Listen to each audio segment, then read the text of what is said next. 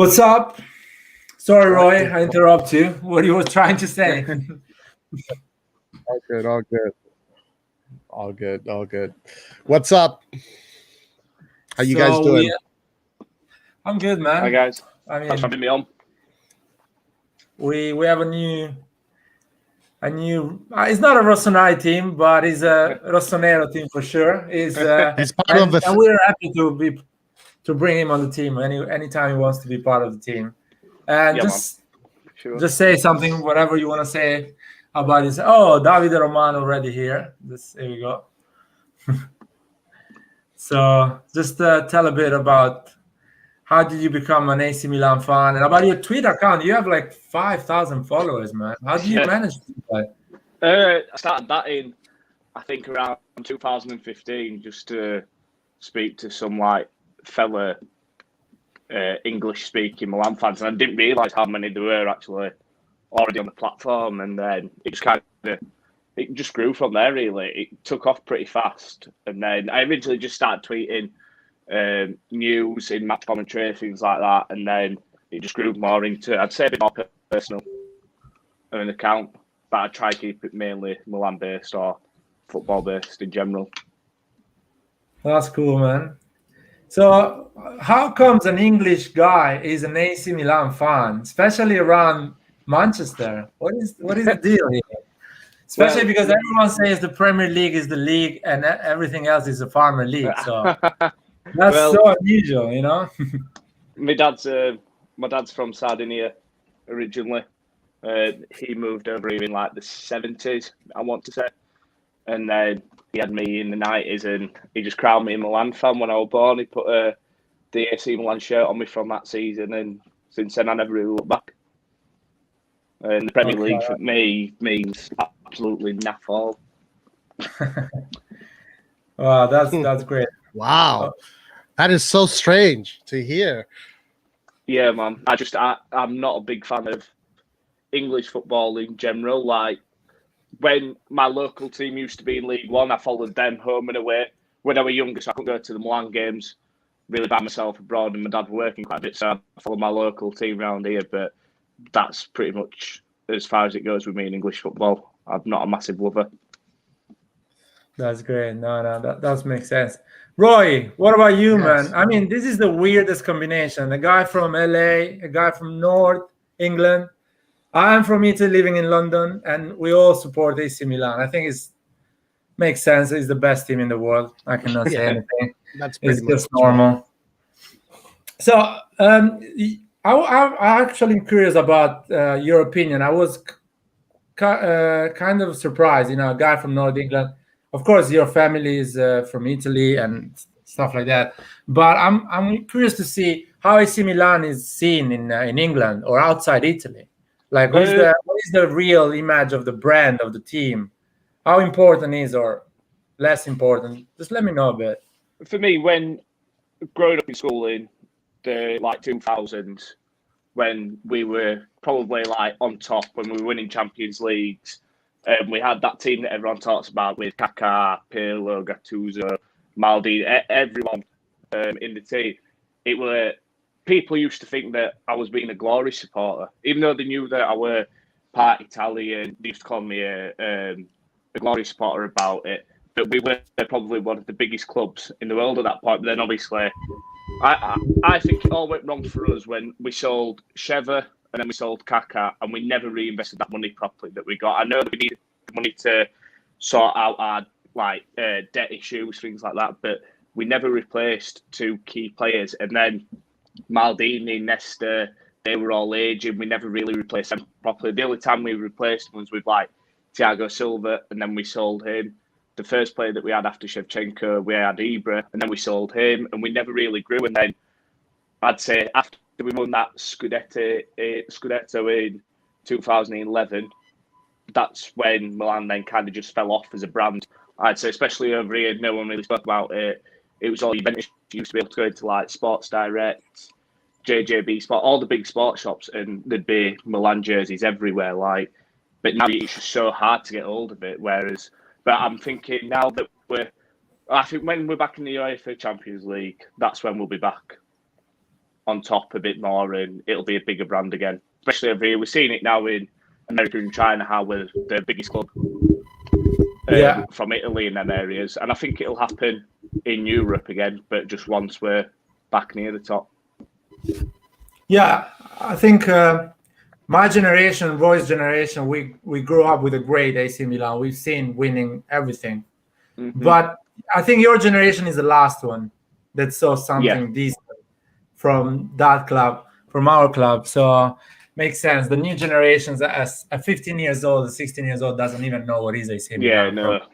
I was unfortunate, I think, because that generation, I'd say at the peak of it when we won the Champions League against Liverpool, I was 10 or 11 maybe. So I couldn't appreciate how good we were at a young age. I'm not going to pretend like I could appreciate it. Obviously, I knew we were a super club and I knew we were brilliant, but you just don't appreciate how good them players were until you've seen like the crop of players we've had recently when Montalivo's been in midfield and Constant's been at the back and stuff like that. You don't appreciate it, but I'm lucky enough for my dad, who supported Milan since he was a child. He's told me all the stories. I think there was a newspaper that did like a DVD box set in the 2000s of Milan's history. I think it could have been Gazzetta that did it. So I watched all that just to get a proper feel for what it was like before then. So yeah, but my generation don't really know what. They do know what Milan is to a certain extent, but not like you guys would, if that makes sense. Yeah. What about you, Roy? What Americans think about AC Milan? Well, in the US, I would say that Italian football is not that popular. Most kids in America, especially the kids, because I coach a lot of youth kids. You'll see them with Juventus jerseys the most when it comes to Italian football, and it's just because of Ronaldo. You'll see the Ronaldo shirt, you'll see the Dybala shirt, but it's mostly Spanish football and English football in America that dominates. Like Real Madrid, Barcelona. Obviously, there's a lot of Hispanics in America that follow more of the Spanish football. And then you also have, the Premier League, which is very popular. AC Milan, I think, for the most part in America, nobody really knows about how glorious AC Milan is. Only the people that follow football know. Because, for example, like, look at it this way. If you are not a casual sports follower in America, you know that the Yankees are this, super team, right? That dominates baseball. But in America, if you talk to the casual person about sports, they have no idea what AC Milan represents in European football. So, yeah, there's a lot of work to be done as far as that goes. Well, to be fair, when Zlatan told LeBron he should just dribble and shut up, I think we were in the map at that point. Like, people were starting to say, who is Zlatan and where he's playing in United States, probably. I don't know if that's going to help us, but that's interesting to know. I think, like, with McKennie being at Juventus, I think that's going to help push the Serie A brand a bit more in America with having an American player in the league. I think if a few more American players come to Serie A, obviously the brand will get bigger, which is natural because they'll just want to see their superstars from the men's national team where they're playing and stuff like that. Yeah, for sure. Yeah, for sure. But I do want to say, and I do want to really reiterate this and really put underline this, that Serie A, ever since Ronaldo joined Juventus, that's when Serie A was available to the easily available. That's when here ESPN bought the rights to Serie A, and now they're going all to CBS. But it was Ronaldo. It was a top superstar that made the league a little bit more accessible here in the US. But yeah, and McKennie is helping a lot too, for sure. Oh man, I see a comment here. What is this, man? Sorry, before we go back to the 100 million. I mean, oh shit. This guy wants to fight. This, man? That's put your boxing gloves on. I mean, I know you're watching Inter Milan. I understand that, and it looks boring, the Serie A. But if you watch AC Milan, it's a different thing. And he's actually saying Spanish football is dominated. I don't think, man. I think Real Madrid and Barcelona had so much money, and they happen to have one Messi and the other one Ronaldo prime. I And that's disagree it. with that. That's it. But I know you disagree a lot of time with me, Roy. That's why I like this show, because we can talk a bit about that. Spanish football, I do quite like a bit, and I think it is up there as one of the top leagues. They've recently, I'd say, they've dominated on a European sense. So, like, obviously, Real Madrid have dominated quite a bit. Barcelona have been a big team the last decade, I'd say. But to say that Serie A is boring, it's just, I don't think you watch the full league if you think that. If you go down the scores, my friend that I worked with, he never really watched Serie A until I got introduced to Milan and stuff like that. And now he watches it every week. He signed up to Premier Sports over here to watch it. And he's even admitted that the Premier League and the other leagues, they're just boring compared to this. You go for us and there's so many goals and so much entertainment. And it's just because the teams that are in the league don't have a big name like the English teams have a big name, or it's not broadcast as much for me. That's the only reason where I see it. Because you see comments like, oh, when Sheffield United beat Manchester City, that's the beauty of the Premier League. But when Spezia beat Milan, oh, it's a Farmers League, little clubs. And it's the exact same, but just in a different country. And it happens a lot more in Italy because it is a bit more competitive compared to England, where you've just got two teams that normally just run away with it like they have for the last couple of years in Manchester City and Liverpool. I mean, Benevento winning against Juventus, man. Yeah. Ronaldo, like, cursing everyone. That was something that you don't see. Rarely see Manchester City losing 1-0 in that way. It's almost rare. But I like these comments. I have one. I lost one. There was an interesting comment. Oh yeah, this one. Milan needs Neymar to sell jerseys in the US. I disagree. I mean, true. He's right. True. He's right. He's Scared, right. You're right. Neymar is a big name, and that's true. And he's a decent player, in my opinion. But I want to say something. I prefer Pulisic. If you want to sell jersey and have a young talent that actually push on that left wing and dribble, I think he's good. And he's having struggles with Chelsea. I think with 30 million, 40 million, or even with the Maldini loan type of style, you can get him in Milan and playing the Champions League next season. We had this discussion on a different podcast a couple of weeks. Pulisic's name just came up, and for me, I don't rate him that highly. But if you want to sell jersey in USA, you've got to take the poster boy for American football, American soccer, and that's how you'd sell jerseys over there for me. So I do agree with that, but I think Neymar would too. I gotta say something, because I'm involved with youth soccer here. I know what jerseys are being sold, and you will never see a Pulisic shirt. You'll never see a Dortmund shirt. You'll see the only shirts that kids buy are Ronaldo, Messi, and Neymar. Then you'll see Ibrahimovic. You will see, and that's it. You'll never see anybody else. And it's not because of the skill and talent. It's because of the media that pushes these three players. It's because of their appeal. It's because of all the videos they see on Instagram, on YouTube. So it's more, the marketing is, the focus is Neymar, Ronaldo, Messi, Mbappe. I saw a lot of Mbappe shirts too. It's these players. Pulisic, I haven't seen it. I rarely see any players except for the ones I mentioned. Well, I agree with you guys. I mean, definitely. For example, Sancho, of course, is a better player than Pulisic. I totally agree. But AC Milan doesn't have the money to go for these players. I mean, Neymar is getting, 20 million a year as a wage, and I don't know how much it costs to move. So I'm trying to understand kind of a projection project. Oh, it's I like see what more you're saying. like you buy a young talent from USA, and he wins the Serie A, and he maybe does well in Champions League, and he makes it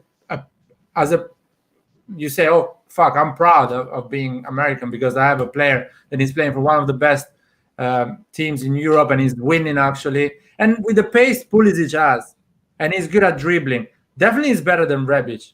And I like the guy. I like Rebic, but I think Pulisic can be more effective. But yeah, I think I'm dreaming a bit. But yeah. Oh, sorry, But Pulisic is in Chelsea, not Dortmund. My bad. yeah, Chelsea, and ESPN talked a lot about him. But I want to go back to this comment because it was quite interesting. Where is it? Oh yeah, the 100 million budget coming. I think 100 million for sure. This summer, AC Milan is going to spend 100 million, or at least something like that. Yeah, I think when you take into account that hopefully we redeem tomorrow and we're going to redeem Tonali, that's kind of nearly half of the 100 million budget anyway. So there's still a good chunk there, but I think you've got to take them into account that we should be redeeming them, and that'd probably come out of that. I'd assume. Yeah, what do you think, Roy? What is your opinion on the 100 million? I have two names, and I'm gonna stick with these two names, even though many people are not gonna agree with me. But I think Milan should spend part of that 100 million on two players: Berardi from Sassuolo and Bellotti from Torino. Perfect. I agree. Do you agree with me, Jan? You agree with me? Mate. I do. Yes. I think Bellotti is the perfect replacement for Ibrahimovic. I'm not talking just on a talent scale. For me, I think Italian strikers in Serie A are a lot better when they hit the prime age. So like Bellotti is now, like Immobile is now around that age, and he's got the strength.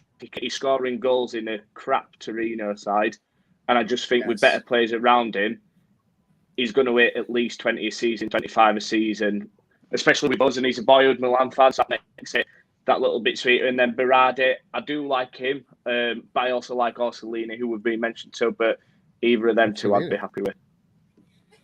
Somebody is saying Berardi is overrated. Joga Benito. No, Berardi is not overrated. He's perfect for what he needs to do. You know, he fights, and again, like what John was saying, John said he nailed it. You put these players in a context of great football, around great talent, in the AC Milan way of thinking. These players will make the jump. Well, my opinion is Berardi is better than Castillejo for sure. Yeah. So already, if you put Berardi, the game changed completely. He has more. I think pace is tougher. He has a better left foot. Everything. And he scored three. And he scored 3 goals in a row with the national team. Yeah, of course. And I think he's motivated. I think he's feeling I think he's 25, 26, something like that, maybe 27. So he's like, I'm this stage of my life, 27. I need to go to a big club and try to win something and to show and stay in the national team for at least another World Cup after the next one and another Euro. So if you want to do that, when Mancini leaves, nobody gives a shit about the other clubs, because I know how managers think. Mancini is the only one who actually looks at the old teams and sees the talent. Yeah, and I hope he's not gonna call Chiellini. I mean, Chiellini is 45 years old and he's gonna quit football. So I prefer Bastoni, and I know Bastoni plays for Inter, but if you want to change Italian football. But yeah, Berardi, I like it. I don't know if he's gonna come to AC Milan, to be fair. Also, another thing, John. Sorry, Larry. Another thing, John, you said, which is so freaking true. It is so true what you said, that Italian players, you see them when they get to that 26, 27, 28. That's when they come into fruition. With other countries, players start much earlier, but with Italian players, it's always later. It's so true. Yeah, the kind of age, like, I know it's an old saying and whatever, or it's used quite a lot, but the age like a fine wine to Italian players. Pirlo was, everyone thought he'd reached the top of his game when he'd finished at Milan, and then he took it to another level when he went to Juventus. And Man, that hurts to hear. Yeah, and Chiellini now, yeah, he's old, but he was still playing at Juve at a high level. Italian players, Maldini, Nesta, they just seem to be able to play at such a high level but they're even better when they get older. I mean, Maldini won Best Defender at 39. That just says everything it needs to say about Italian players. Yeah, it is true. Very true. I'm glad you brought that up. This is an interesting comment. We need Belotti more than anything. Just going back, I don't think Belotti is an AC Milan player. I think, as I was talking with you on Twitter, I think AC Milan should go for Dominic Calvert-Lewin, the Everton striker. I think he is the perfect striker for the way Pioli wants to play football and from the way AC Milan wants to play football in the next 10 years. We want to play high press, fast. We want a striker that actually is tall, big, and fast. So I think Belotti is going to be like a classic striker, Italian striker, and holds the ball, waits for the team to come up. And I don't think he's even good enough for that. I want a better version than Lukaku. And I think Dominic is better than Lukaku. He's more technique, he has a better touch, and he's getting better. So what do you think about Dominic? I like him as a player. I think we did speak about it on Twitter. I don't know. I don't watch enough of the Premier League to really give a proper opinion on him. He's clearly scores goals for Everton. He's quite fast. He's athletic, but I've always been a big fan of Belotti. When he had that breakout season at Torino maybe 4 years ago, and then he did just he didn't do better than that, but he didn't necessarily do worse than that at the same time. And I think he's just ready for the next step now to that big club, which will propel him onto being one of the best Italian strikers around currently. A bit like Immobile when he was at Torino, then he went to Atletico, then he went to Dortmund and he was rubbish. And then he found his feet at a top Italian club like Lazio again at an older age, at a prime age. Once he'd had his breakout spell, he'd left and then he'd come back at a bit more of a prime age, and then he just kind of took Serie A by storm from a striker's perspective. So I do like Calvert-Lewin, but I think I just can't get the Belotti out of my head at the minute. I think he's just perfect. Me too. I was very skeptical, but I've been really thinking about it because Belotti knows how to carry a city on his shoulders because he already has that experience. So he knows how to do that.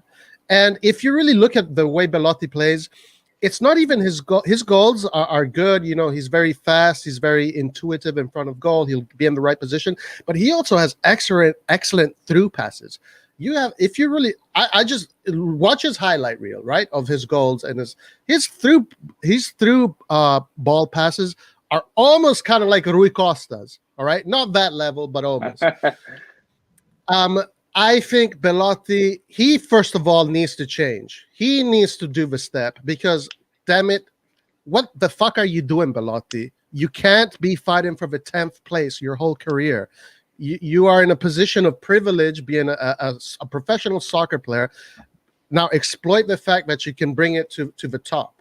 So I hope that he changes his mind and he wants to go to a bigger team. You said it, John. You said he was an AC Milan fan from when he was a youngster. From a technical perspective, I think that if Belotti goes to AC Milan, he'll become a top striker. Right now in Torino, he's not, and I agree with Laird. But I think if he goes to AC Milan, he'll become a top striker. First of all, Davide Romano before the message was Laird has not seen Belotti. I'll be honest with you. The year Belotti, the great season he had with Torino, I remember AC Milan was 8th or 9th position at the end of the season, something really bad. I wasn't watching Serie A because AC Milan was playing so bad. I wasn't following at all the league. And I was in London. I was like, screw them. I hate them. I'm not going to follow them for this season. I'm just going to see what's going on in the Premier League. And that's it, because they're not going anywhere. I saw them playing a couple of games. I was like, I have work to do, and London is busy. So I haven't seen Belotti at his peak. So probably he's so good, because a lot of people are saying, I hope we're going to get Belotti. And I'm like, seriously, Belotti? I'm not sure in Champions League he's going to perform. I'm not sure he's ready to handle a 90,000 San Siro full of people wanting for him to score at the first, occasion. What do you think? I don't think that is going to happen. And when newspapers write Belotti means it's not going to happen. I think he could potentially handle it quite well. I know he's already played. I know it's not the same, but he's played Europa League with Torino, and I know they're never going to have 90,000 in the Champions League. But I do just believe he'll be able to make that step up if he came to us. I hope people don't go mad at me in the comments here, but he's nowhere near on the level of Harry Kane. But like Roy said, he is a similar striker in the sense with he has got relatively good passing. He can score goals, and he's kind of like that perfect number 9 that can drift into spaces and also not make things happen like Kane does, but in a similar way, if that makes sense. Yeah, no, makes sense. No, I understand. And it's really hard to understand if a player is good enough because you have to see how he's going to play with other players, how he's going to work in the system. But clearly the crazy one is me because a lot of people are saying Belotti. I'm the only one, and I'm realizing I'm alone in this cause. Probably I'm starting to understand I'm the crazy one. But let's see, it's gonna be interesting. I don't agree with this comment. What do you think? Coldish, AC Milan needs Jorginho. I think we are good there. I think we need to invest in places where we are not good enough. Yeah, I think the midfield is sorted for the next minimum 8 years. Minimum 8 years with Kessie, Benasser, and Tonali. I think we're sorted. Everyone's crying out for this fourth midfielder that we need, and personally, I'm happy with Mate, and I know loads of people aren't, but for a fourth choice midfielder who can play in a double pivot and he can play in a 3-man midfield like he has done at times for Torino, it's a bit of a steal for less than 10 million. And if Torino go down, we may be able to get it cheaper. And he's only going to sit on the bench. And we saw against Manchester United, he was fantastic next to Kessie. I actually thought, people disagree with me, but in the first leg, I thought he was better than Kessie. And I know people are going to slam me for that, but that's just personal opinion. I think he had it not rough, but when he moved, he was only supposed to come as a fourth choice behind Benasser, Kessie and Tonali. And he's come in and he's had to play from the start. He's had to play in a new system, new teammates. And it took a while to get involved, but now he's in there and he's still not a starter, but he's definitely someone that can just fill that gap when needed. No, yeah. I agree with you. We need basically what I see AC Milan. I see they need to invest heavily in the forward because defense and midfield, it's good. It's a shame you put another great midfielder, but you still don't have a great striker. I mean, we have Ibra, but we have it for 20 games this season. Yeah. So we need the other 20 games to get covered. So, and Leao, I don't think next season is gonna be his season. He still needs to improve and grow, and that's why I want a young, strong striker to show Leao. Listen, I'm 24 and I'm killing it in Serie A. What the fuck are you doing at 21? Because he sees Ibra, it's like, oh, Ibra is a legend. I'm never gonna be that level, so I'm not even trying. Yeah. So I want someone who can start the competition with Leao and says, listen, I'm young like you. I'm your same age. What the fuck are you doing? I'm scoring. You're not doing anything. So I like something like that as a striker. Midfielder, we are good. Mate is good. Or someone like Mate. That doesn't cost you a lot of money. And he's a squad player. And he covers you in difficult moment. Hopefully Tonali is going to play well. So, yeah, strikers are more important at the moment. And I think you've got to remember that we've got like Pobega coming back next year and Bresciani will be back in the summer, who I'm not saying they're ready for us yet, but still the pre-season just to see what they're like. And they could become good squad players for for next season too. Yeah, no, exactly. Yeah, no, it's... let me see some interesting comment. I saw something before. Yeah, Garo. No, I don't think it's gonna happen. Uh, I like. How about Ibra renewing the next season and get a Garo? What do you think about that? It's difficult. I think with that. What happened to Roy? I don't know where Roy is. Jean, what up, man? How's it going? I just wanted to. I'm working right now. I'm actually at work, but I quickly wanted to just drop in, say hello. Give you my gratitude. Thank you for joining us. You're like one of the very good Twitter accounts out there, equally as good as in the analytical spectrum as you are in the banter spectrum. So I like those kind of guys who can do a little bit of both. So just wanted to say I appreciate it, man. And because I have to leave very quick, I'm just gonna drop you a quick question. What are you thinking about our form going into the last 10 games? And I'm fully confident about the top four. Are you with me? I think top four is pretty much done. I think the next few games, routine wins, and it's secured in my eyes. I think the only challengers are Roma, Napoli, and Lazio for the one position, because I think Juventus and Atalanta will both still get it. So I think them three will be up against us, and they're far more inconsistent than us. And I still think, again, people are going to probably call me nuts. I think the Scudetto is still on.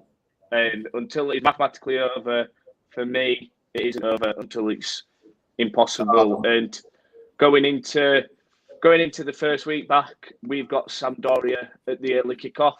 We win that, we go 3 points behind Inter, and I know they've still got 2 games to play, but you've got to win them 2 games. And if they're looking at the table, they'll naturally start to think, shit, they're getting a bit close to us.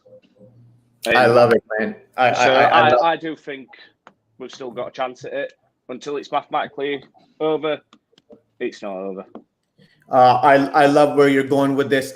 Listen, I got to leave quick, and I know you guys were discussing about Ibra, so I just wanted to say something real quick about Ibra. The last time Ibra played in AC Milan, I used to live 8,000 miles away from where I am right now in the United States. And I had this Ibra shirt that I bought 11 years ago, and I just had it shipped to the United States. As you can see, it's pretty old. This is gone. But guess what? Even though the Fly Emirates is all gone, guess which part of the shirt didn't incur a single amount of damage? Guess? Not a single alphabet is out of it because it's fucking Zlatan Ibrahimovic. And that's the guy who's going to finally get us to the top 4, to that Champions League spot, and hopefully, as Jan said, to this dream Scudetto, because the mathematics still have it in. I got to leave quick, man, because again, I'm at work. Again, thanks for joining us. I appreciate you and the work you do, and then I look forward to having you again next time when I can join as well. Yeah, for sure. Later. Hopefully his boss is not on YouTube watching us. Yeah, talking about Ibra, there is a question. What do you think about keeping Ibra, getting Aguero? I think no, Ibra works already. Ibra works. Yeah, so why you risk it with another one? He's adored by Milan fans, absolutely adored. He's one of them players. He never wanted to leave, and I think he's always wanted to retire here, and that's going to happen. I think next season, if we sign another striker, it can take the pressure off him a bit. We don't have to play him every game. We're not relying on him for goals, so he'll get not better, but he'll be even more important, if that makes sense at the same time. And with Aguero, he's fantastic. He's wrote history of Manchester City. He's one of the best strikers in Europe, but he's had his injury problems over the last few years, and if Man City are looking to move on, I think we should. I'd love him here, but I wouldn't replace him with Ibra at the same time, if that makes sense. I'd rather keep Ibra. Yeah, I'd rather keep Ibra because they're in the same age, and not same age, but Aguirre is going in that moment when he's not Aguirre anymore. He's still a good player, but he's not Aguirre anymore. It's a bit And South Americans kind of like start yeah, not going down, but it's just natural for except Messi, who's a one-off. no, it's true. It's true. Like Aguero, all the best South Americans, they don't play till they're 37, 38, 39 at a consistent high level. It's very unheard of.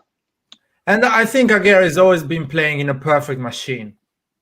So he's been playing in a team that gives you the ball perfectly, so he scores. He's a perfect machine. And he's going to come to AC Milan when not everything works perfectly. We're still rebuilding the team. And you need a tough guy and actually solves the problem. So Ibra is good. I want to kind of, hopefully we go in the Champions League, kind of give him a prize and say, you know what, thank you for bringing us in Champions League. Now you can play the Champions League. Yeah, man. That's he deserves that. And apart from the money and everything, what do you think about other teams? There is a question. I think people. No, it's not a question. It's a statement. I think people overestimate Juventus. And now you're better positioned and top than them and get top 4. Juve should be worried. Yeah, I agree with that. It's actually weird because people think, oh yeah, it's Juventus, so for sure they're gonna get us, but I don't think it's gonna happen this season. I think people are starting to think that Juventus are still a lot better than what they are. They're still a fantastic team, but they remind me of when we started to hit the decline early last decade, where we had a lot of overpaid players. So like they've got Ramsey, Rabiot, all these overpaid players that they're not going to be able to shift. So they're going to have to let them see the contract run down. And that's going to be, I think that's where their downfall comes. And obviously they've done this experiment with Pirlo as manager and it hasn't worked, but it's during these hard times, it's hard to sack a manager, especially when you've made the big call to put someone in who's never managed before. It makes you look bad if you don't believe in your own projects. I think Pirlo will end up staying a bit longer too, and I just think that's when Juve's will carry on falling. Yeah, and going back to Juventus and Pirlo thing, Juventus choose Pirlo because they don't have money. So what exactly. They put a younger manager who is not asking for players, so he can actually be the manager, and he's gonna get all the blame if everything goes wrong, because they know they're not going to invest next summer a lot because they don't have the money. They have a big debt, so they put Pirlo, and good luck with that. They say, just get us top 4, and when we have the money and the prestige, we just get a better manager, and they're paying Sarri still, so they're spending a lot of money. So I don't think they're gonna get another manager. I see maybe them giving away Ronaldo, probably, because it's a problem is money if you don't win and if you don't get a full stadium. But yeah, I have a question for Roy because he left, and thank you for joining us again.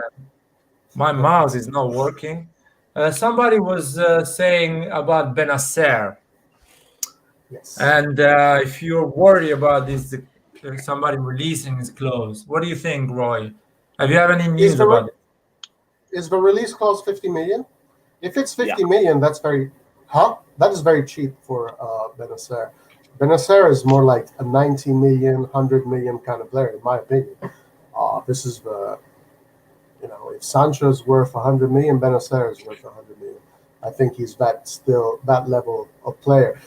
I think it is a problem. I think that it is a stupid problem to have, because Benacer is the kind of player that you can sell and then buy 3 other, big players. It's the kind of player that you can sell and then build an even stronger team after that sale. I think 50 million is a bad price. It's not good business from AC Milan. I don't think it's a good price, but I'm a firm believer.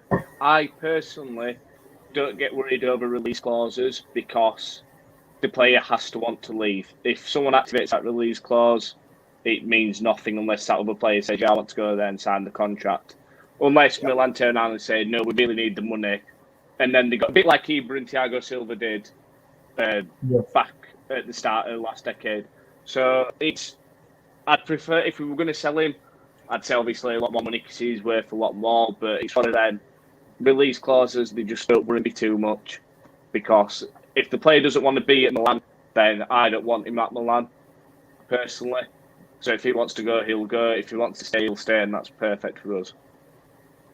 Yeah, I'm not sure he has a release clause, to be fair, because newspapers write a lot of stuff. And when I see Maldini talking, when I see him smiling and being happy to be to AC Milan, I don't think he's a threat. I think the release clause is just newspapers trying to sell some copies. I'm not sure about that, but we'll see. Can I add something there? Can Yeah. I add something there? I think that right now the sensation that I'm getting from these Milan players is that these are intelligent people, very intelligent, and they see that this team can become a dominant team in Europe.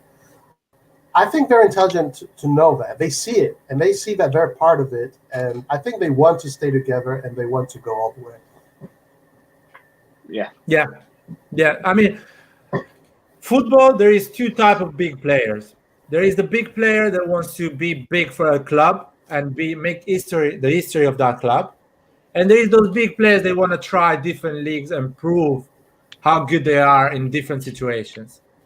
I think Benacer, Kessie are those type of players. They are like, you know what, I like Milanello, I like the city of Milan, I love San Siro, it's full with supporters, 90,000 people. It's a big league, Serie A. They are paying me the right amount of money. Why should I leave? I want to be a legend. I want to see my picture on Milanello, close to Baresi, to Maldini, to Kaká.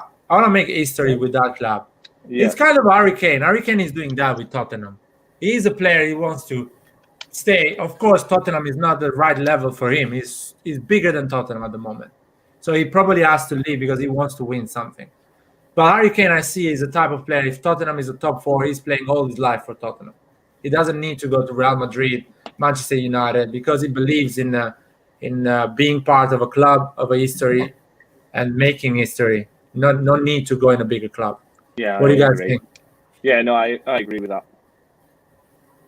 I mean, it depends. If he's like Totti, Totti wasted his career. I'm sorry if there are any Roma fans out there listening. I don't think there are, but Totti wasted his career at Roma. He had the opportunity to go to Real Madrid. He had the opportunity to come to AC Milan. If Totti came to AC Milan, his career would have been even more glorious as far as his. I think the difference is now, in the olden days, like when you played for a club, it was players are a lot more loyal. They want all this money in the game that there is now. So now players do chase money a lot more, and there's not a lot of loyalty since likes of Totti, Gattuso, all the big players have retired. I've seen on Tele Bombardier today, Buffon's an option for Milan if Donnarumma leaves this year. That just shows like the loyalty is just not there. It's never going to happen if he was coming to us. So Totti, I do think he should have left, but he was loyal to the club, and it's what more can you say about that? I'd love players to be loyal to the club now, but I think money just takes over. Yeah. I think it's true. What about oh man, why people are so mean anyway? People are really mean. I mean, I still think I That's believe. a good joke, man. It's funny. I don't know, man. It's just I don't think you can get a better defender than Romagnoli for free, because basically you have it for free. You have it already, Romagnoli. If you sell Romagnoli, you're gonna sell it for 15, 20 million, and you're not getting a better player than Romagnoli with 20 million. I think he's a perfect player. He can play with Tomori. In some games, he can play with Kier. So just people need to give up. But yeah, it's a good joke, by the way. Hey, like you started it, man. You started it on this channel. I just say Romagnoli cannot play when the other team has a pacey, fast striker. I'm sorry, he cannot do that. I think my issue with Romagnoli is when we bought him, it was fantastic. It was everything that we wanted, but he hasn't progressed since then. Kessie, when we bought him, he was poor, but he's progressed and he's become key. Right now, based on current form, Romagnoli doesn't get in the starting 11. For me, I think Tomori and Kier are the top two. Yeah. So, and I believe because he's only got 1 year left on his contract. Personally, I'd sell him for what we can get and try to get a younger defender in instead of him. And he's asking for, if you believe the papers, he's asking for nearly double his money to stay with us. And for me, a captain goes into Casa Milan, into the officers. They just look at what's on the table, they sign it, and they walk back out. There's no demands, there's nothing like that. You just go, you sign the contract, and you come back out. It shouldn't be a question of how much are you willing to pay me. I have something to say about that. I have not given up on Romagnoli just yet. I do agree with you, Jen. From what I read, he's asking like 6 million, something like that, which is completely unfounded. Like, what? But I think that Romagnoli he just had a very poor spell right now. But he is the same player that won all those games in 2020. He was on the pitch. That won all those games. So I have not forgotten his ability. I want to put it that way. And I want to say this.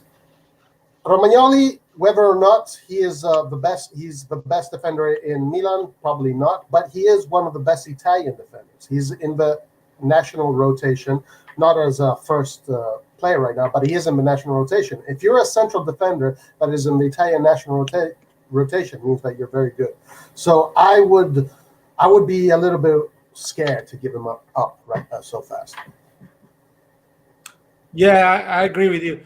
Basically, the Romagnoli situation is like, in a year, if he doesn't want to renew at our conditions, let's say we think he's a squad player, so he's a perfect center defender to complete the 4 center defender center back. So if AC Milan offers the same contract for 5 years, or even 1 million more for 5 years, and he doesn't accept it, in my opinion, he's not going to find a better team than AC Milan and actually give him the money we're giving to him. So he has to accept that. I don't think he's going to get that money to Lazio, Roma, or Juventus, maybe. If Juventus give it to him, I don't know. Not sure.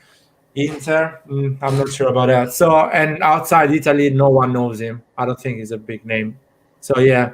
But hopefully he's going to renew. He's a good player. We need a player like this. He's experienced. He has experience in Serie A, and he can play. I think I'd keep him as a backup, as a squad player. But yes. You just can't. You can't have a captain as a squad. This is the difficult situation we're in. You can't have a captain. It's essentially what is reaching his prime levels as a defender. You can't have a captain as a squad player not starting week in, week out on big wages. So we've got to make the decision of that's him, but you strip him of the captaincy, and then there's all the things that come with it, the negativity that will come down stripping someone of the captaincy and giving it to someone else, or you just part ways, which could be a deal that's probably best for both parties, and we'll say thanks for your service, but it's time to move on and maybe just get another younger defender in. I mean, logically speaking, that is what is going to. It looks like that is what is going to happen. And if that is what brings these two team and player apart, I mean, in that case, that's the way things are, and you really can't do anything about it. But yeah, you're right. You can't have the captain of a team, and even demoting a captain is not such a great look for a player. But you can't have the captain of the team sit on the bench the whole time. Unless he chooses, unless he says, "Okay, I don't want to be the captain anymore. I give it to this guy," and he goes. Yeah, that's different. But I still think if that would be different. But if you go down the route of stripping him, saying, "Look, you're only a squad player. We don't think you're the captain. We don't think you should be the captain." I think it's just going to cause too much negativity around the squad. It will for sure. Unfortunately, life is not like Football Manager. You change your captain in the game, and that's it. You have to talk with the guy. Look at Montelivo. Look at Montelivo. He retired from soccer. He never played a game again. He disappeared. Look at what it did to his psychology. So yeah, it's very it's a very difficult thing to do. Oh, some people say, as Born says, in Premier League somebody is ready to pay 30 or 40 million for Romagnoli. Please do the deal. I'll give you 20%. Just make it happen. I don't know how it's gonna happen, but let's make I it think happen. 3 years ago, 4 years ago, a couple of years after we signed him, that'd have been possible. Now I don't think that'd happen. Yeah. So another interesting question. I think we will. Okay, if you go top 4, you think we will spend? Sign Tomori, some players on loan, like last summer. What do you think, guys? What is? Let's say we have 100 million. Forgot Tomori and Tonali. I think no, not Tomori. Sorry, Tonali. I think is a deal for the previous summer. So if we did a deal the previous summer, we had the money the previous summer. So it goes in the books of the previous summer. So the new summer we have on the table Tomori 28 million, Brahim Diaz 20 million, and that's it. That's the 2 options at the moment. I don't see Diego Dalot paying any money to keep him. So how you spend your money? No, How you spend, you guys, the money? Let's say you have 100 million. To make it simple, 100 million pound. Well, personally for me, I think we need a backup to Teo to keep him on his toes. And there's a player in Serie A that I really like, but I just don't think it'll happen, and that's Di Marco, who's on loan from Inter at Parma. I think he'd be a great fit for our deputy left back. I think that's what we need. I think we either need an upgrade on Hakan or revise Hakan, whichever way the renewal goes. Striker and rotational, not rotational as in the sense like Castillo was with Salamanca's, just more of the sense of having a different option on the bench that is a much better option than Castillo. Give me some names. I have to put some names on the title, man. So, but for striker position, I've already said Belotti is my number Belotti. 1. And right wing, 20 million? 20 million if they go down, maybe 15. I think it all depends if Torino go down. Okay. If they get relegated, I think a lot of players will be cheaper. Attacking mid, or who can also, I believe he can play kind of like on the right. I'd like Paolo from Udinese. I would like him. We're not going to get him. No, just hypothetically, I think he'd be fantastic. Or like Orsolini, Berardi, Tovin, someone like that. I think Ikone from Lille's been mentioned. He's a nice little player. Yeah, not bad. Yeah, easy. With 100 million, easy. You can get that. What about you, Roy? Give me some names. yes. So there are 2 things I would do. First of all, someone mentioned something about the Premier League and how that I think the Italian teams should exploit the fact that the Premier League pay a lot of money for players, and they should market their players towards the Premier League in a way that the Premier League will spend the money. But anyway, who I would spend for Milan, like John said, Belotti would be my first choice. Belotti as a striker, first choice. On the right, I would get Berardi.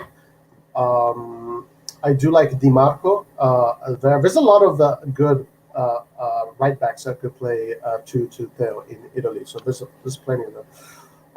And then as far as the Çalhanoğlu thing, I think Çalhanoğlu should stay in Milan. I think Çalhanoğlu is on his way to becoming a very important player, and I saw that especially in the national team in Turkey. He was a key figure against Holland. He had an assist and he scored a goal. And then they played another game and they won 3-0. Turkey is on fire right now, and Çalhanoğlu is in the center of that. So, that's a lot of responsibility when you're playing for your country. And if he can do that, that tells me that he is a player that could play really high level in Europe on club level as well. So I would keep Çalhanoğlu. And I don't know if, but there are better players. I do agree with you on gender.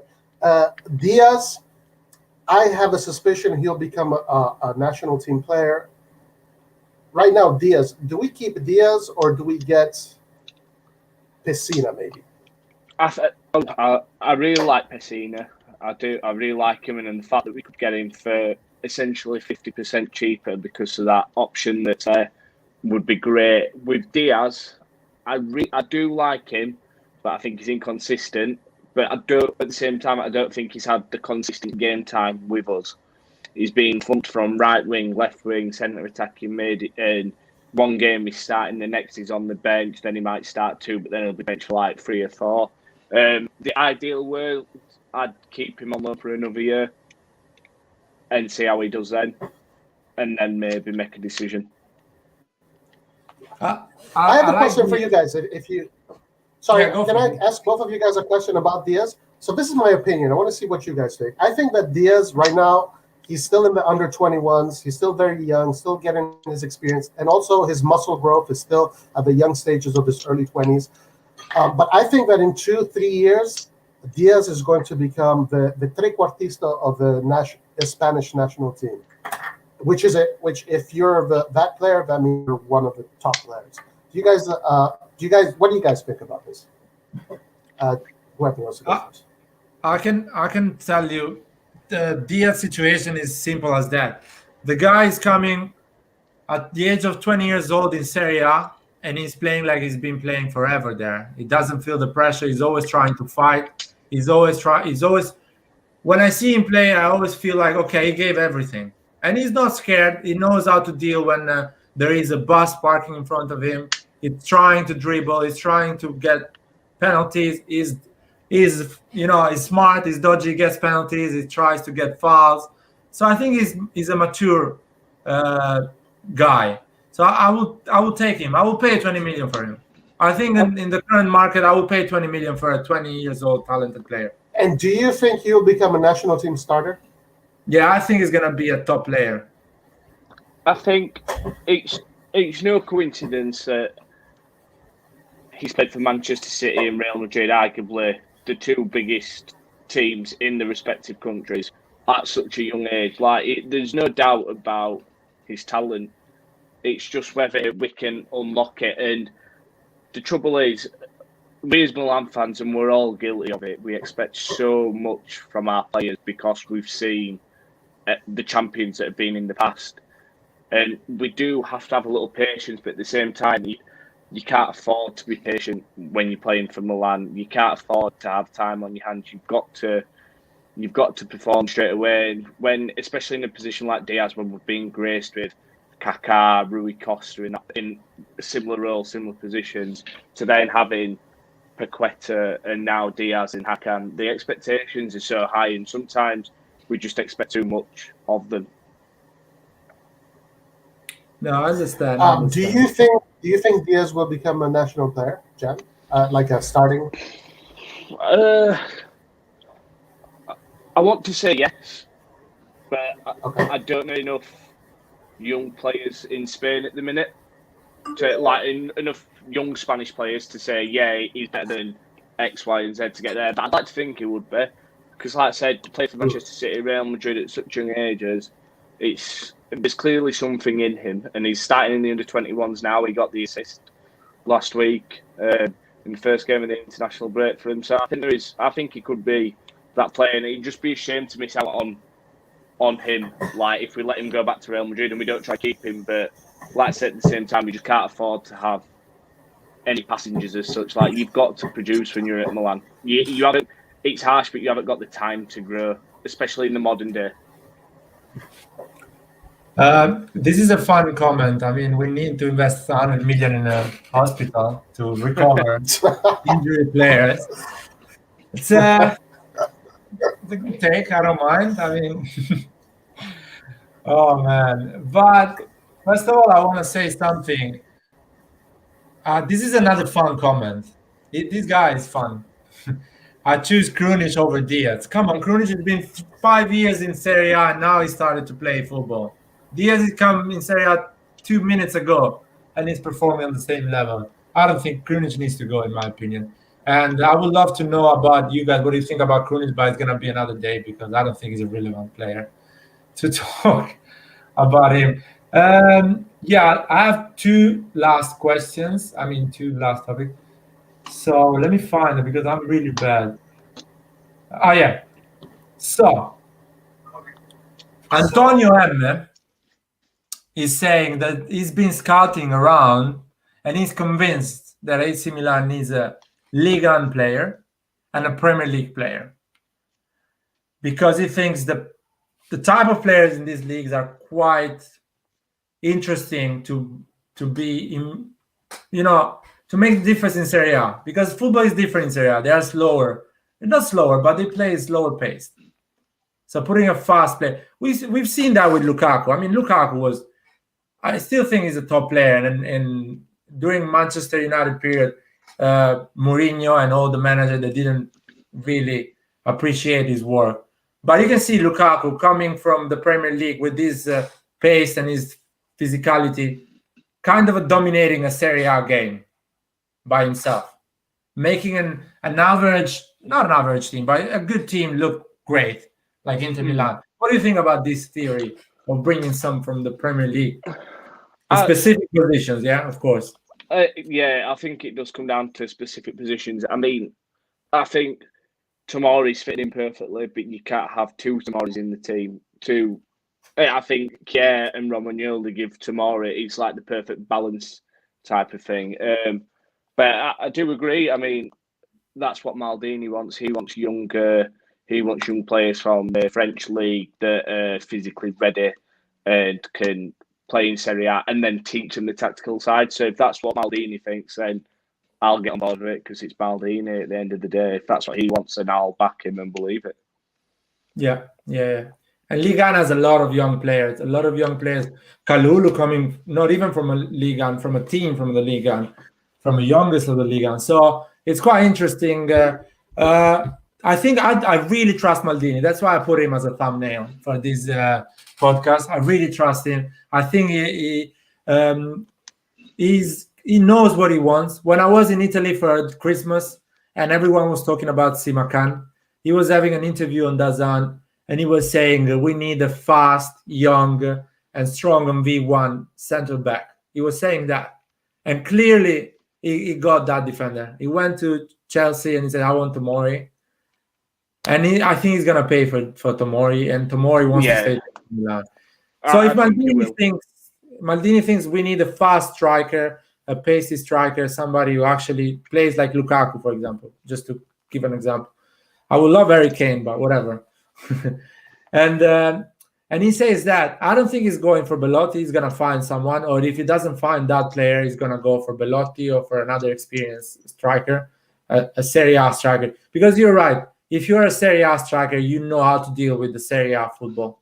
If you are a Premier League striker, it's another league. It's completely different. I've seen great Premier League players, Eriksen, struggling. It's such an important position, the midfield, that even if you are a top player, if you're coming from another league, the Serie A is different. And you've seen a lot of players. Yeah, it definitely is. And that's why I think I'm not against bringing anyone in from any league. If you're perfect for Milan, then perfect. But I just think in the key positions, you either need like a superstar that can play in any league, in any team in the world, or you need players that work well in that league, in that specific group. So I'll say again, Belotti, I just think it's a perfect player to lead the line for us. He's a perfect mould to do that with us. So it depends on the individual player, really. Yeah, it depends on the mentality. There is a lot of things. I think, for example, a player that can perform a lot in Serie A, in my opinion, and this is a controversial opinion, I know people are going to laugh at me. I think Gareth Bale can play easily in Serie A instead of Castillejo on the right, because he played in Spain. Spain is technical and tactical as well, like Serie A. The tempo is similar to Serie A. The teams wait before they're attacking. They think a lot. So it's similar to Serie A. And he's not a dead player. I've seen him with Tottenham this season. He still can, and he's 32, so he still can play 3 good seasons. And he has the experience, and if he has the motivation to say, you know what, I'm going to end my career in a proper way. I'm not going to end my career, everyone have in front of me. Yeah, but that's another topic. I do like him. That it would be a dream signing. I think that would be a dream signing. I think Real Madrid doesn't want him. He's not gonna come back to Tottenham. he has a massive weight. He's like almost Cristiano Ronaldo type of weight. Yeah. So basically, when you get him on loan for a year, you're kind of paying 20 million, like Yeah. buying a player for 1 year, which is a risk. So you need to understand what is the real motivation of the player. If he really wants to perform and say, you know what, I'm going to be the leader of these teams, I'm coming. Like Zlatan did. Zlatan did it. 38 years old, he said, I'm coming and I'm going to win. Yeah, exactly. It is all dependent. I think that's with any age, though, and any play by. It's all about the motivation and what they want. But I do agree with you. Someone like Bale, I don't believe he's motivated enough anymore to play football. Maybe for Wales, he is. He's a very proud Welshman, and he gives his all for Wales. But when it comes to club football, he just doesn't seem to care really anymore. And for someone like that, they have to be motivated to take a risk on it. And Tottenham have tried taking that risk, and it doesn't look like it's paying off. He's starting to score a bit now, but they should be a lot higher in the league than where they are. No. Tottenham is such a weird place at the moment because Mourinho, you never know how he's dealing with these players and how he's managing those players. And maybe Bale is like, I don't want to sweat for Mourinho. I don't care. I just want to come here and get some playing time and play for Wales. I don't care about Mourinho. So that's maybe, but we never know. Last thing, and I'll let it go because it's been almost 1 hour and 15 minutes. So, but we can stay all night. Donnarumma, what is about him? I mean, I'm glad you've asked. I'm a bit, disappointed with Donnarumma. I am. So where I stand on the whole situation is, if you want to play for Milan, you'll play for Milan. You'll sign a contract. You don't ask whatever money's being offered. You kind of take it. Yeah, of course you're allowed to negotiate a deal. That's what your agent's there for.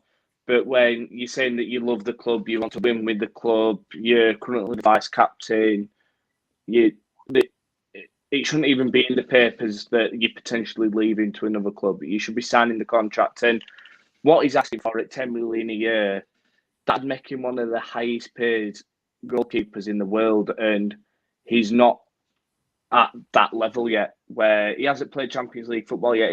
He's only won the Super Copra trophy.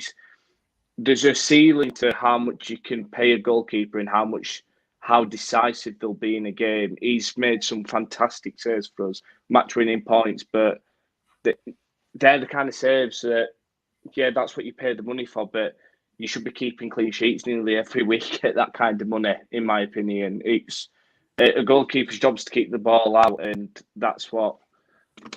I don't know how to explain it any more than that. It's an obscene amount of money for someone so young that can only be so decisive in terms of, like, if you pay 10 million for a striker, they can be decisive every single game. They can create something out of nothing. Whereas Donnarumma, he can only do what's in front of him, and he can only be so decisive. And there's a ceiling to how decisive he can actually be in a match. I just want to say something. If Donnarumma gets 10 million in the planet, because it's 10 million net. Yeah, so I think so. Premier League, I think Pogba gets like 10 million, 15 million net. Aguero, 11, and all the other guys under the 11. Yeah, it's one. So in the world, you have Ronaldo, 5 Golden Ball. I don't know how many Champions League he won, and I don't know how many goals he done. Messi, I don't know how many Golden Balls and Champions League and goals and La Liga he's won. Mbappe, who's actually can sell jerseys all around the world and makes you make money. I think that's more than Donnarumma. That's the difference. And difference. Gareth Bale.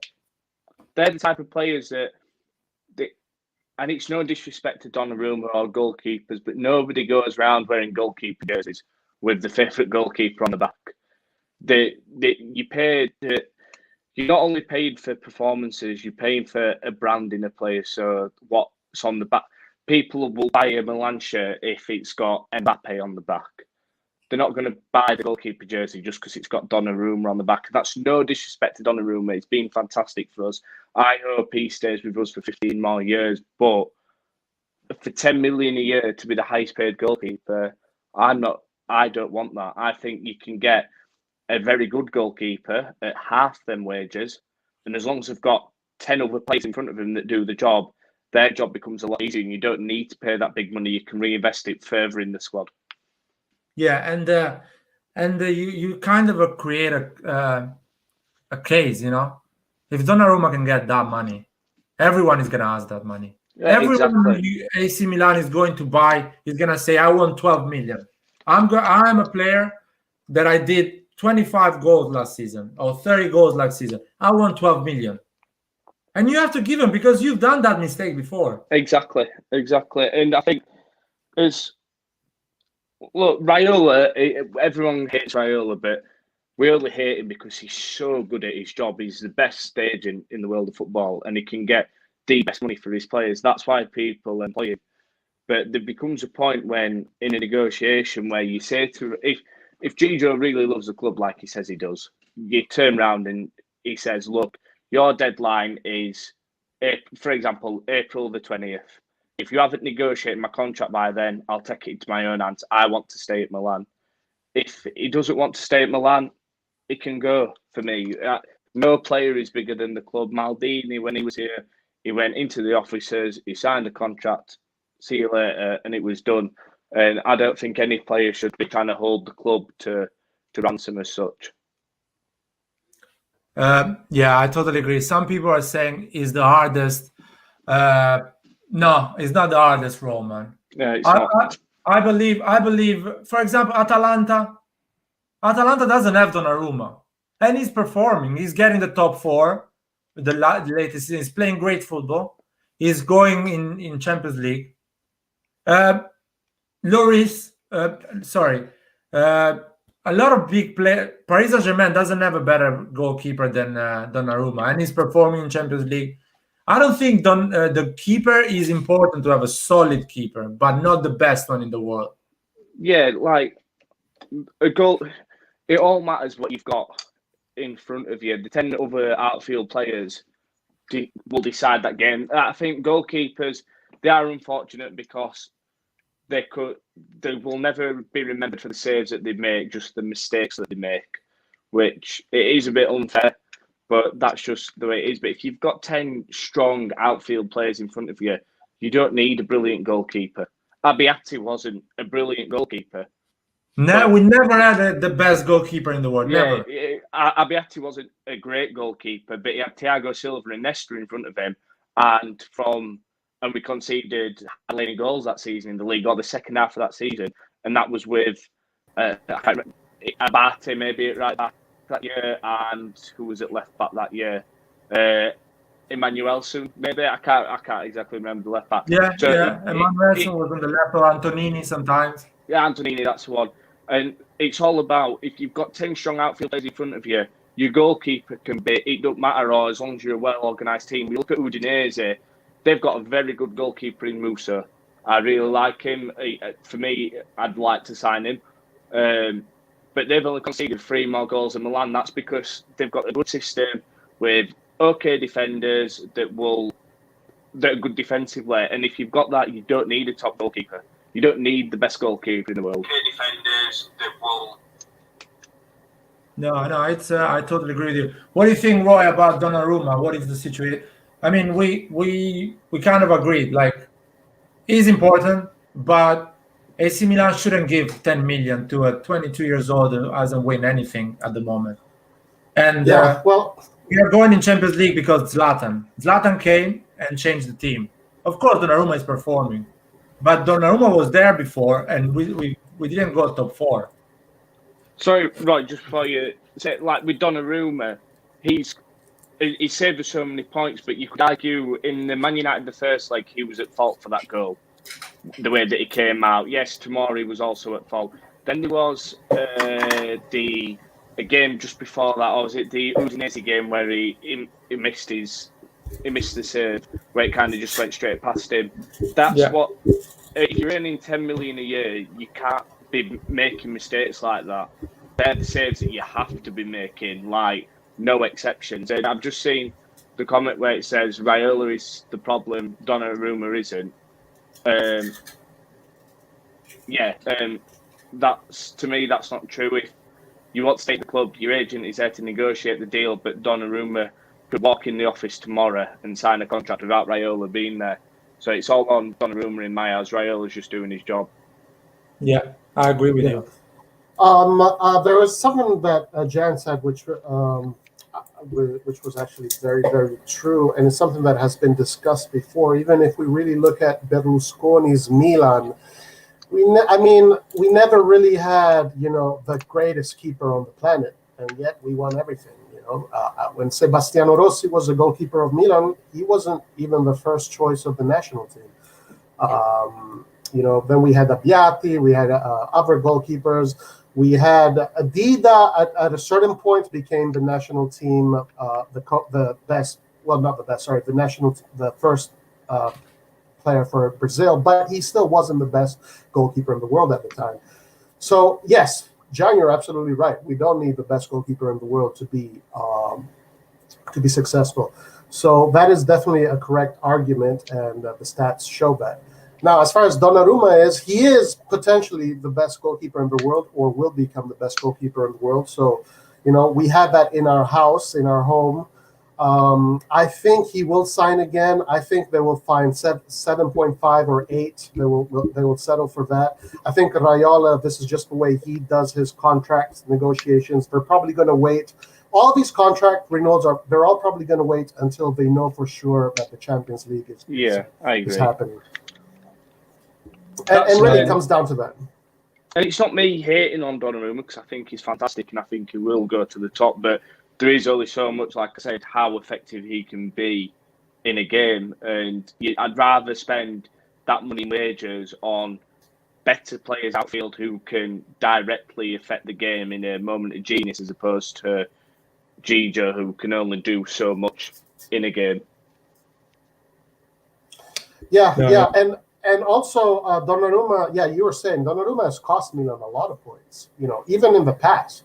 I think some of the games that we lost in like Gattuso era or even the Montella era is because of Donnarumma's clear mistakes in how he moved the ball out of the box. Like, he's cost Milan a lot of points. And he owns as a career, man. He has a career because somebody from AC Milan put him as a goalkeeper at the age of 16, and we had Reina, and he was playing. Reina was a great goal. He's a good keeper. That says a lot. That says a lot. AC Milan invest in this guy. AC Milan gives him a 6 million contract at the age of 18, and he's just what is giving back? Did he give back anything in terms of result after 5 years, or how many is it? After those years, we are going back to Champions League, and I believe it's not thanks to him. He has a big part of that, for sure. You need a great keeper to have a great season, but it's not just him. We wait for him 5 years. Pioli did a great job tactically. A lot of young players grow up a lot. Kessie should get 10 million as well. Why not? Or Benacer, why not? They're gonna go and say, listen, Donnarumma 11, or at least 7. Why not? And everyone is gonna get that money. That's not the way. It is a business at the end. It's not just a game. I know it's just a game for us, but it's a business at the end. Exactly, and I think that's the difference. Like players like Benacer, Kessie, of course they could go and ask for that money, but again, all they've done at the moment, and it's not even done yet, is qualify for the top 4 of this team. That's the basic requirement when they signed the contract, was to get Milan in the Champions League. That doesn't mean you can go and ask for double your wages. Exactly. Until you've started winning a couple of trophies, or at least competing for more trophies, then you can start asking for double money. But until then, just focus on the basics and doing the basic achievement first, which is qualifying for top 4. Then start competing for some trophies. Then you can ask for more money. Totally agree. 100%, man. Yeah, and I really, you were saying something earlier. You said, you're responding to Eastbourne's question regarding regarding Raiola and Donnarumma. Raiola, in his way of doing things, is very loud. It's very annoying, and they ask for these crazy wages. But you did bring up a good point, John. You said, if Donnarumma wanted to just do it on his own, just go to the office, he would do it. So what does it say about the players that decide to have Raiola as an agent? Does that say something about those players? Exactly. I think it just says that they are, without sounding harsh, money hungry footballers, and in a way that is what they are. Except Ibra's an exception because Ibra's dealing with Milan now without Raiola. Raiola's just like a figurehead for him. We'll do the thingy, but if Ibra wants to stay at Milan next year and Raiola's not getting involved in that, that's all on Ibra, and that's what players should be. You should be your own agent in a sense where you say that I want to stay here. End of. You just go get me the best deal, and if you can't get me a deal that's right for the club, then I will take it into my own hands. Yeah. They are money hungry, and Raiola speaks all the beautiful words. He promises diamonds, gold, and pearls, in their ears, and they get greedy. No, yeah. I hope the guy is just waiting for us to be officially in the top 4 and sign that contract. I hope it's just a matter of I'm 22. If we are in Champions League next season, I'll stay. I'll sign a 5 years contract for 7.5, 8 million. I'm just waiting for that. I hope it's just for that. It's not because he wants more money. I hope so too, but at the same time, you should believe in your team and yourself enough that you're going to get top 4. So sign a contract. You should know that you're going to achieve that. You want this big money. You need to be decisive in that. So just sign the contract, prove your worth, take us to the Champions League, and justify wanting that kind of money. At the end of the day, you've got to believe in the team, the project, to stay at a club. And if you're doubting whether we're going to get Champions League or not, then clearly you don't believe in your teammates. Yeah, it's really hard. There is no more people like this, man. That's signing a contract before something is certain. He's just waiting for the Champions League football. He wants that. I do hope. Raiola. Yeah, and it makes sense. And look, at the same time, you can't blame him because at the end of the day, it's about winning trophies and competing at the highest level. But I think when you're wanting to be the captain of a club, these are the moments where you show that you're the captain, where you go and you go and sign a contract and say, no, this is my club, this is where I want to be, give me the captain's armband, let me prove to you that that's what I am, not trying to hold the club for more money and threatening to leave. And at the end of if you don't believe in the project, just sign a 1-2 year deal and ask to be sold in the summer so Milan can get some money for you. If you still love the club, try to do right by the club and let them make some money out of you instead of letting you go for free. Do you know what I mean? Like, Ibra and Thiago Silva never wanted to leave Milan, but they left for the good of the club. So that's why they left. They were forced out in a way, but Donnarumma. They were forced to leave. They were forced. Yeah, no, they were. But that's what if Donnarumma if we can't come to an agreement with his contract, or he wants Champions League football and we don't get it, he should still just sign a contract and just say, look, I'll sign it, but you've got to sell me this summer. Yeah. I personally believe that Donnarumma will spend most of his career at AC Milan, if not all of his career. I really do hope so. And I think that a lot of this contract stuff is just Raiola's style. They'll always come to an agreement. I think Raiola is also smart enough to know that Donnarumma is in his perfect place to express his best football. I mean, that is also part, I mean, I'm sure Donnarumma understands the technical and the football aspect of it all, too. Yeah. I just want to say thank you to you, man, for coming here. You are always welcome. Whenever you feel bored, any Monday, come over. Talk about football. Any Monday if you want to hear. And we have a Wednesday podcast too. I would just want to say people to like the video, subscribe. If you just help us, that's it. Nothing incredible. And I just want to end this. What about Locatelli? People need to get over, man. He's gone. Get over. Exactly. I'm not crying Kaká and Pato. Why should I cry Locatelli is playing for Sassuolo? He's a good player, but get over. I'm happy story. I'm so happy for him, but we have got 3 fantastic midfielders at Exactly. the club. And he wouldn't start with Benacer and Kessie, and I don't care what people say. He wouldn't start with them two, and it would do no good for his career. So congratulations, fantastic player. But we've moved on. The club's moved on for him. So it's time for the fans to. If he comes back, that's good. Still good. Exactly. If he wants to prove it, he's still, an AC Milan supporter, and he feels like, you know what, I have an unfinished business. That's on him. It's like perfect. I appreciate his choice. But AC Milan supporter, they need to get over this thing. Every time Locatelli scores a goal, oh, why we saw Locatelli? Are you serious, man? We saw Shevchenko. He was doing 45 goals a year. And I wasn't crying the year after. People are still crying for Locatelli. Wow. Okay, I am one of those fans that needs to get a life and stop crying for Locatelli. I definitely really, I'm not happy with AC Milan at all. No, because man. Locatelli, you know what? Even De Zerbi was on a show with Vieri and those guys, and he talked about 2 players. Well, he was asked about 2 players, and he talked about Locatelli was one of them.